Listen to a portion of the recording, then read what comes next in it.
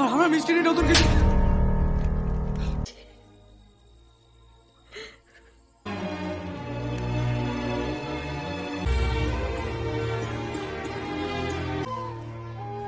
Rasgulla.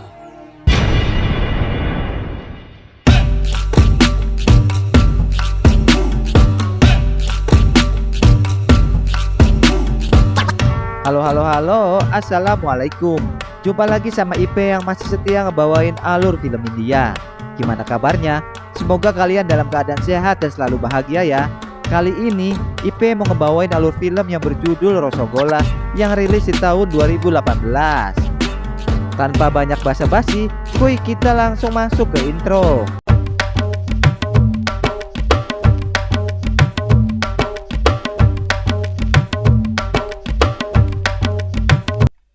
Film dimulai di sebuah desa. Terlihat seorang anak sedang mengintip tetangganya yang sedang memasak. Dia adalah Nobin Chandradas. Nobin adalah seorang anak yatim yang hidup dengan ibunya. Pada hari itu, beberapa musafir datang ke desa Nobin dengan menyanyikan sebuah lagu. Dengan senang, Nobin mengikuti mereka. Merasa diikuti, mereka menyuruh Nobin untuk kembali pulang karena mereka akan pergi ke desa lain. Salah satu musafir meminta Nobin untuk memberinya hadiah seperti yang orang lain lakukan. Nobin yang tidak memiliki apa-apa lalu membuat makanan dari tanah liat. Dengan tertawa, seorang musafir menerima kepolosannya dan mendoakan Nobin agar bisa memberikan makanan kepada semua orang yang kesulitan. Scene berpindah 10 tahun kemudian. Nobin tumbuh menjadi pria dewasa. Ia sedang menyiapkan makanan untuk acara keluarga di rumah pamannya yang bernama Nitin. Ayah Nobin sudah meninggal dan ibunya tinggal di rumah pamannya. Ketika sedang memasak, sang juru masak melarang Nobin untuk mencampurkan udang goreng ke dalam sayuran karena belum ada orang yang pernah melakukannya. Tetapi Nobin menghiraukannya karena ia yakin ia akan membuat masakan yang enak. Semua tamu menikmati rasa baru yang telah dibuat oleh Nobin. Mereka lalu mendekati Nitin dan memuji koki yang memasaknya. Tanpa diduga, tamunya akan memberikan hadiah kepada koki yang memasak. Paman Nobin lalu memperkenalkan sang juru masak kepada tamunya. Melihat hal itu, Nobin merasa kecewa karena pamannya tidak mengakui masakan dirinya. Setelah acara selesai, paman Nobin marah-marah. Ia mengatakan kalau pria bekerja di dapur adalah sesuatu yang memalukan dan tidak ada sejarahnya seseorang pria dari keluarga nenek moyang Nobin bekerja di dapur seperti perempuan. Nobin tidak terima dengan perkataan pamannya. Akhirnya, ia memutuskan untuk mencari pekerjaan masak di tempat lain agar bisa mendapatkan uang. Sejak saat itu, keluarga paman Nobin memutuskan hubungan dan tidak akan peduli lagi dengan Nobin dan ibunya. Besok harinya, Nobin mencari pekerjaan di pasar. Seorang pengusaha kue bernama Kalidas sedang membutuhkan karyawan. Nobin akhirnya bekerja di toko kue tersebut. Kalidas mempunyai 2 orang karyawan yang bernama Mahesh dan Hemen. Di sana, Nobin melihat tampilan kue yang tampak biasa aja. Nobin lalu memutuskan untuk merubahnya. Namun, Hemen marah dan mengingatkan Nobin bahwa dia hanya diperbolehkan bereksperimen sesuai dengan keinginan hatinya jika dia membuka toko kue sendiri. Berbeda dengan Hemen, Mahesh tampaknya mendukung usulan Nobin. Nobin lalu menambahkan kismis pada salah satu kue tanpa sepengetahuan Kalidas. Gak berapa lama, seorang gadis bernama Kirod bersembunyi di tokonya. Kirod sedang bermain petak umpet dengan salah satu keponakannya. Ia meminta Nobin untuk tidak berisik. Kirod adalah cucu dari tuan bola yang merupakan salah satu keluarga terpandang di desa itu. Nobin lalu menyuguhkan kue jualannya kepada Kirod untuk dimakan. Setelah melahap 16 kue, Kirod ngasih tahu kalau kue yang dicicipinya berasa biasa aja dan tidak ada yang spesial. Mengetahui hal itu, dengan marah Kalidas memotong semua gaji pelayannya karena telah menjual kue secara gratis. Nggak enak dengan teman-temannya, Nobin lalu pergi mencari rumah Kirod untuk mendapatkan bayaran atas kue yang sudah dia makan. Di sana, ia melihat beberapa remaja sedang latihan musik. Pada saat itu, seorang vokalis yang bernama Kiran sedang membutuhkan personil di grup musiknya. Hanya saja, Nobin menolak karena ia sedang bekerja di toko kue. Nobin akhirnya sampai di rumah Kirot. Ia ngasih tahu ibu Kirot kalau putrinya telah memakan kue dan belum membayar. Dengan malu, ibu Kirot membayar kue yang sudah dimakan putrinya. Pas mau pulang, Nobin dihadang Kirot. Ia lalu mengambil kembali uang yang sudah dikasih oleh ibunya. Rupanya Kirot tidak sudi membayar kue standar itu. Kirot akan membayar semuanya kalau Nobin bisa membuatkan satu kue yang enak. Nobin yang penasaran lalu bertanya, kue apa yang menurutnya enak? Kirot lalu menjelaskan, kue tersebut harus lembut seperti bulan purnama, yang apabila dimakan bisa menghilangkan masalah hidup sejenak. Ngedengar hal itu, Nobin lalu berusaha akan membuatnya. Sesampainya di toko, Nobin mulai membuat adonan yang terbuat dari keju dan tepung gula. Nobin lupa akan tugasnya. Ia lebih fokus dengan kue tersebut. Saking fokusnya, Kalidas mengetahui hal itu. Kepada Kalidas, Nobin mengusulkan kalau dirinya sedang membuat kue jenis baru karena kue jenis lama standar rasanya. Tanpa diduga, Kalidas sangat marah. Ia tidak membutuhkan kue jenis baru karena kue buatannya sudah digemari seluruh desa. Kalidas lalu menyuruh Nobin pergi ke rumah ibu ratu dari kasta atas untuk mencatat pesanannya. Di sana, sang ratu ingin menyiapkan makanan penutup spesial yang belum pernah dicoba para tamunya. Tanpa kompromi dengan Kalidas, Nobin menyanggupinya. Setelah sampai di toko, Nobin masih bingung makanan apa yang akan dibuat untuk tamu sang ratu. Nobin lalu melihat Mahes makan sari apel yang menetes. Ia pun lalu mendapatkan sebuah ide. Nobin meminta Mahes mencarikan beberapa mangga karena dirinya akan menggabungkan sari apel dengan mangga. Nobin lalu membuat makanan penutup itu dan menyajikannya. Para tamu yang melihat merasa tidak tertarik karena mereka sering memakan buah mangga. Nobin bahkan siap menerima hukuman jika makanan penutup darinya mengecewakan. Para tamu akhirnya memakannya. Di saat pertama menggigitnya, ternyata itu adalah sebuah adonan yang berbahan mangga yang berisikan sari apel. Orang yang memakannya akan merasa seperti bocah yang kelaparan. Mereka yang mendapatkan pengalaman makan yang unik lalu memuji bakat Nobin. Sang ibu ratu tampak senang melihat para tamunya terpuaskan. Alih-alih senang, Kalidas malah memecat Nobin karena Nobin tidak mematok harga yang sesuai dengan sang ratu. Kalidas yang marah lalu mengatakan kalau Nobin tidak cocok jadi pengusaha. Ia lebih cocok menjadi badut sirkus. Paman Nobin yang ada di situ lalu mengatakan kalau Nobin adalah anak yang dikutuk karena membunuh ayahnya sebelum dilahirkan. Tak kuasa dengan hinaan tersebut, sang ibu lalu memecahkan celengan untuk membayar Kalidas.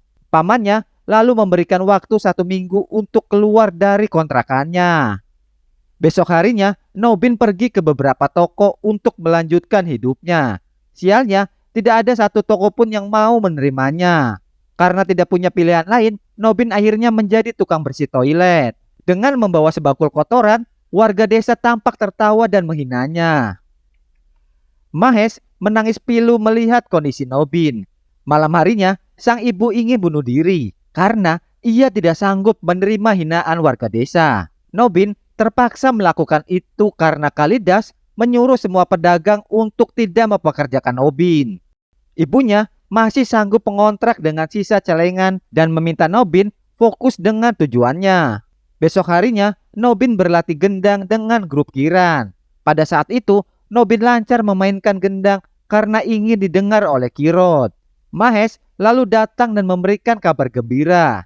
Tamu sang ratu yang bernama Candu ingin mengajaknya kerjasama. Candu menjual manisan di pasar dan ingin Nobin membuat kue basah untuk dijual di tokonya. Mahes ingin berhenti di toko Kalidas dan ikut bergabung bersama Nobin. Ngedengar hal itu, Nobin semangat kembali. Sejak saat itu, Nobin selalu membayangkan sosok Kirot. Karena hal itu, akhirnya Nobin memberanikan diri untuk mengungkapkan perasaannya. Melihat Nobin adalah pria yang baik, Kirot pun menerimanya. Beruntungnya, orang tua Kirot menerima Nobin apa adanya, dan pernikahan mereka pun digelar. Di malam pertamanya, Nobin merasa malu karena ia belum bisa memberikan kue bulan purnama. Dengan optimis, Nobin tidak akan berhenti mencari resep yang pas untuk kue purnama keinginan Kirot. Beberapa hari kemudian, banyak warga yang berkerumun di depan toko candu. Rupanya, seorang pemilik toko menagih uang sewa karena sudah 1,5 tahun belum dibayar.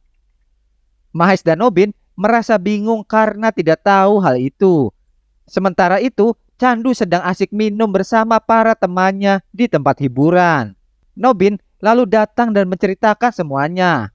Mereka yang sedang mabuk malah tertawa karena tidak percaya. Tanpa diduga, wanita penghibur yang bernama Madu akan membantunya.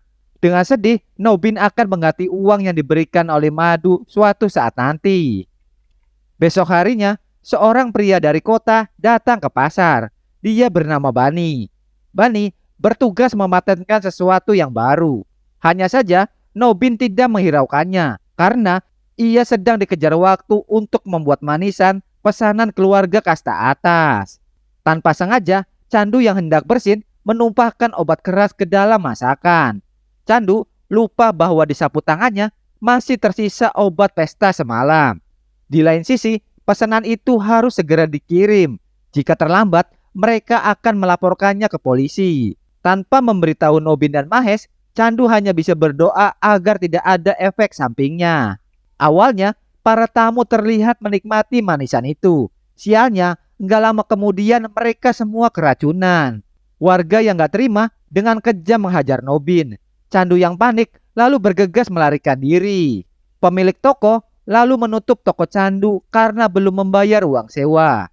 Sejak saat itu, Nobin memutuskan tidak mau membuat manisan lagi. 2 minggu kemudian, Nobin memilih mengurung diri di rumah. Mahes mencoba memberikannya semangat untuk bangkit, namun sia-sia.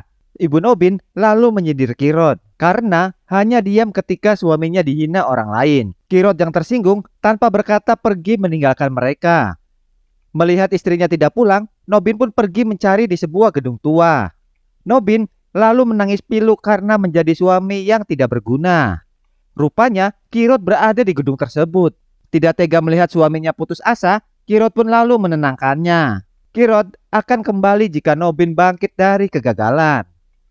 Setelahnya, Nobin pergi mencari modal untuk menyewa toko sendiri.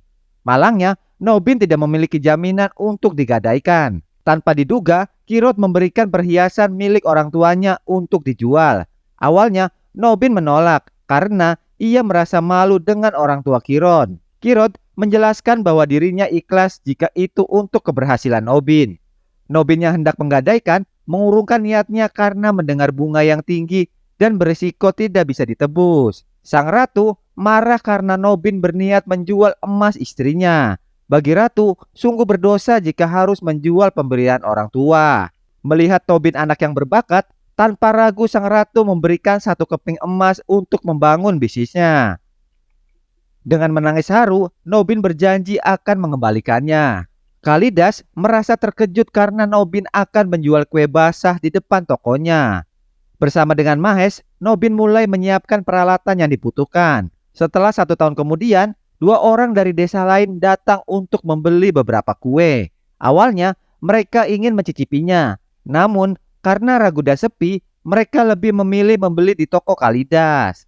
Mahes ngasih tahu kalau selama ini Nobin hanya fokus dengan kue purnama dan beberapa jenis baru.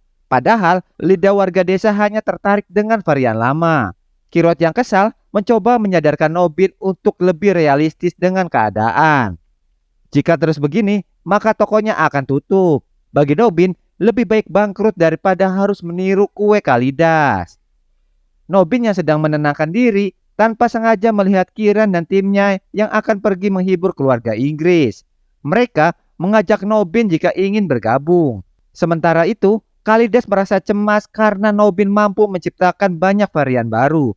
Ia khawatir akan menggulingkan bisnisnya. Sesampainya di rumah keluarga Inggris, Nobin menggantikan Kiran karena Kiran tiba-tiba mengalami radang. Tanpa diduga, Nobin menyanyikan lagu perjuangan dengan penuh penghayatan, sehingga orang-orang yang mendengar terbawa perasaan. Tuan rumah yang terhibur menyuguhkan mereka cemilan. Nobin yang mencicipi tampak terkejut karena cemilan itu begitu lembut dan gurih. Karena Nobin telah menghibur keluarganya dengan baik, Paulo ngasih tahu cara pembuatannya. Ternyata dalam prosesnya Paulo mencampurkan bahannya dengan fermentasi susu. Sesampainya di rumah, Nobin tidak menyadari kalau selama seharian Kirot khawatir karena Nobin tidak ada kabar. Berbekal resep dari Paulo, Nobin mempraktekannya.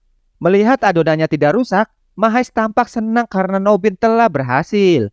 Kue tersebut berbentuk bulat seperti bulan purnama dan Nobin menamainya Rosogola. Kirot yang mencoba menangis haru karena belum pernah merasakan kue seenak itu. Besoknya, dengan bangga Mahes memberikan Rosogola kepada Kalidas. Alih-alih menerima, Kalidas malah menghina dan menolaknya. Dengan sabar, Mahes ngasih tahu kalau Rosogola terbuat dari malam yang panjang tanpa tidur, pengorbanan, air mata, dan Rosogola adalah jawaban dari semua perjuangan kami. Pada hari itu, seorang bangsawan dari kota datang melewati desa Nobin. Di sana, anaknya rewel karena kehausan. Melihat tempat Kalidas ramai, mereka lebih memilih ke tempat sepi karena tidak mau berbaur dengan kasta bawah. Nobin menyadari kalau sang ayah pasti akan menolak Rosogola, namun tidak dengan anaknya. Di sana, sang anak sangat memuji Rosogola Nobin. Ayahnya yang penasaran tertarik untuk mencobanya. Tanpa diduga, sang ayah lalu membeli semua Rosogola Nobin untuk dijadikan oleh-oleh. Warga desa akhirnya tertarik untuk membeli karena melihat seorang bangsawan telah memborong Rosogola Nobin. Sejak saat itu, toko Nobin selalu ramai dan toko Kalidas menjadi sepi. Kini, Rosogola menjadi kue basah idaman semua kalangan. Nobin berhasil mengembalikan utangnya kepada sang ratu dan madu. Mereka lalu dianugerahi seorang putra yang bernama Krishna. Beberapa tahun kemudian, berkat seorang bangsawan pada saat itu, Rosogola buatan Nobin telah dikenal seluruh penjuru India. Bani ngasih tahu Kirot kalau Rosogola buatan Nobin dipatenkan, maka orang-orang yang menirunya harus membayar royalti kepada pemilik paten. Jika ada orang lain yang mempatenkannya terlebih dahulu, maka Nobin harus membayar royalti untuk penemuannya sendiri. Sialnya, Nobin gak mau mempatenkannya karena ia takut dianggap tidak ikhlas dan memanipulasi mereka hanya demi uang. Dengan marah, Kirot pergi dari rumah membawa Krishna dan tidak mau pulang sebelum dipatenkan. Nobin menasihati salah satu karyawannya untuk berlaku sopan walaupun dengan seorang pengemis. Rupanya pengemis itu adalah Chandu. Dengan berurai air mata, Chandu meminta maaf dan menceritakan kesalahannya. Baikunta adalah nama asli Chandu dan Nobin memberikan nama manisannya Baikunta Bog. Nobin menunjukkan Baikunta Bog kepada Kirot. Nobin ingin Kirot adalah orang pertama yang mencobanya. Karena dipaksa, Kirot pun mencicipinya. Dan film pun ditutup dengan adegan rasa Baikunta Bog begitu enak hingga membuat Kirot melupakan masalahnya. Selesai juga ceritanya. Terima kasih yang udah nonton video ini. Dan jangan baper ya, ini cuma buat hiburan doang kok. Mohon maaf kalau ada salah-salah kata. Dukung channel ini dengan komentar yang positif ya. Sampai jumpa di alur film berikutnya. Dadah.